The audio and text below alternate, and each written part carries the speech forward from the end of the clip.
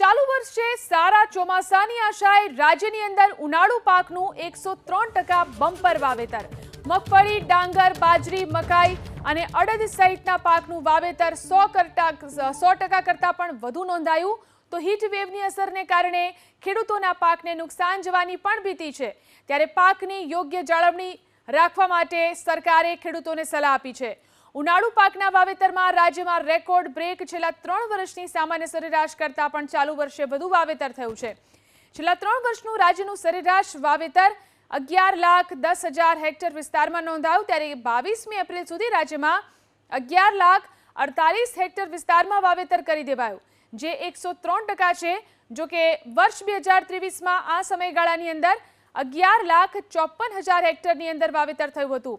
ડાંગરનું 127%, તો બાજરીનું 108%, મકાઈનું 112%, તો મગફળીનું 103% અને ડુંગળીનું 106% વાવેતર થયું છે.